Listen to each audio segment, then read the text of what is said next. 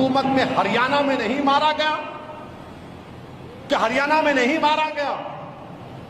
کس کی حکومت ہے وہاں پر؟ کیا گھروں کو توڑ دیا نہیں جاتا بلڈوزر لگا کر؟ کیا گولیاں مار کر انکاؤنٹر نہیں کر دیا جاتا؟ بتاؤ کہ انکاؤنٹر نہیں کیا جاتا، انکاؤنٹر کر دیے تو پھر کیا جنید اور نصیر کے مارنے والوں کو بھی گولی مارو گے؟ بتاؤ بی جے پی والوں،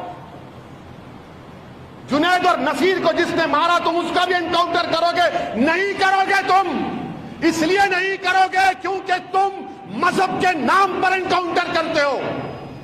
مارو جنید اور نصیر کے قاتلوں کو، نہیں مارو گے۔ اب تک ایک پکڑا گیا، 9 غائب، نہیں کرو گے۔ یہ قانون کی دھجیاں اڑ رہی ہیں، انکاؤنٹر نہیں، تم کانسٹیٹیوشن کا انکاؤنٹر کرنا چاہتے ہو، تم رول آف لا کو کمزور کرنا چاہتے ہو۔ پھر کورٹ کس لیے ہے؟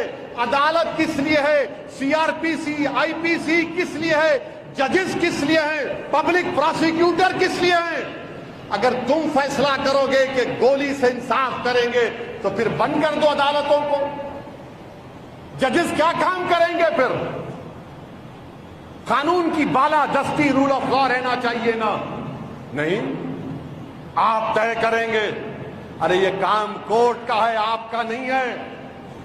آپ پکڑو مجرم کو، کوئی قتل کرتا ہے تو سزا دلاؤ اس کو، 12 سال 14 سال لائف دلاؤ، مگر لے جا کر گھر کو بلڈوزر سے توڑ دینا، آسام میں لوگوں کو بے گھر کر دینا، مدرسے عزیزیہ کو جلا دینا، جلوس نکلے گا تو اسلام اور مسلمان کو گالیاں دینا،